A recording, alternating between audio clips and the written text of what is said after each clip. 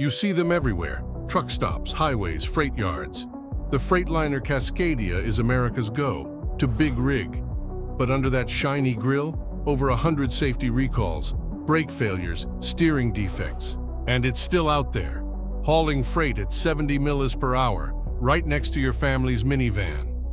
Between 2017 and 2025, Freightliner Cascadia racked up over 100 safety recalls. That's not a typo. 100 separate issues filed with the NHTSA.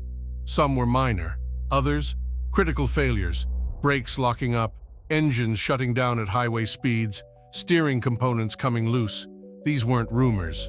These were official defect investigations, government-backed, publicly documented.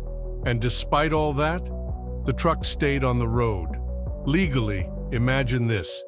You're hauling 40 tons downhill, and the truck suddenly pulls hard to the left. That's what happened to drivers in 2019 when Cascadias were recalled for a brake system defect. The fault? An imbalance in brake pressure caused the truck to veer during hard stops, especially under load. On a dry highway? Dangerous. On ice or in traffic? Deadly. Freightliner admitted the problem, issued a recall, but by then, thousands were already on the road. Now flip the scenario. You're cruising at 65 miles per hour, dry road, no obstacles ahead, and suddenly the truck slams the brakes. That's what drivers reported with Cascadias equipped with automatic emergency braking. False positives, phantom braking. The system thought there was danger, when there wasn't. Imagine an 18-wheeler locking up in front of you for no reason. That GLITH triggered a federal safety investigation in 2021. Freightliner issued recalls and software updates, but not before some drivers narrowly escaped disaster. In 2020, Freightliner issued a recall that should have made national headline ease. Certain Cascadia units had defective steering assemblies. Specifically, the drag link could separate. Translation? You could lose control of the truck mid-turn. 1 second you're steering into a curve. The next, the wheel's turning. But the truck isn't. This wasn't theoretical. Reports came in. Investigations were launched. The component was linked to at least one crash before the recall hit the wires.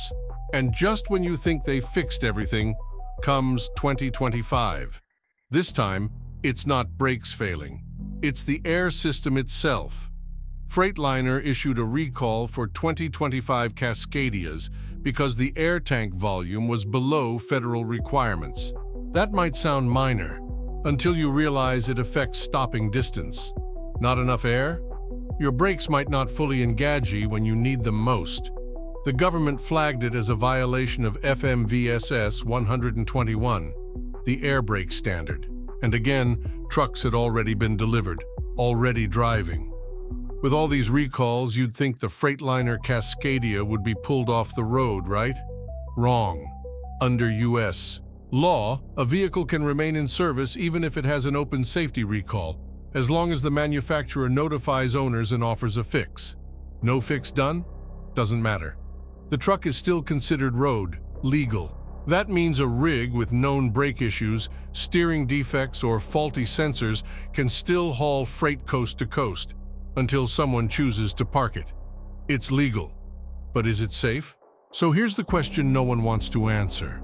When something goes wrong, when a Cascadia crashes because the brakes didn't hold or the steering failed, who takes the blame? Drivers get fired. Fleets get sued. But manufacturers? They issue recalls and move on. In court documents, it's clear. Liability gets passed around like a hot potato. Some drivers say they were never notified ED. Some fleets delay repairs because they can't afford downtime. Meanwhile, the truck keeps moving, and the system keeps shifting responsibility until it's too late. Recalls don't affix trucks. People do. And in this industry, some fleets don't act until it's too late. According to federal data, tens of thousands of recalled trucks keep running with known defects because the shop is busy or they can't afford the downtime. Another claimed they never got the notice until after a crash. And drivers? They're often not told. Ever wonder why it's still legal to drive a truck with open recalls? Because every hour a truck sits, that's money lost. The ATA and OEMs argue they notify owners and provide remedies. But critics say that's not enough.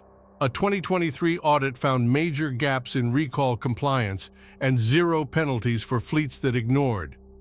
We followed the law, the system's broken. But it doesn't have to stay that way. Some safety advocates are pushing for bold reforms. Real, time VIN lockouts for unresolved critical recalls. Mandatory grounding for steering, brake, and sensor failures. Public recall compliance scores for fleets. Other countries already do this. In Germany, trucks with open brake recalls are pulled off the road at inspection.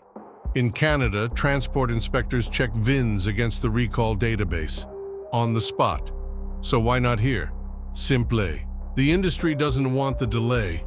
But ask yourself, would you rather lose a day in the shop or your life on the road? The Freightliner Cascadia isn't rare.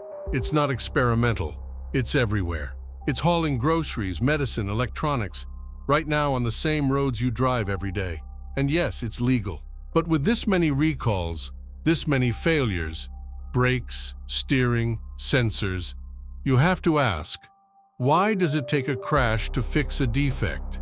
If you drive one, check for open recalls. If you run a fleet, don't wait for permission to pull a dangerous truck. Because the law may say it's legal, but that doesn't mean it's safe.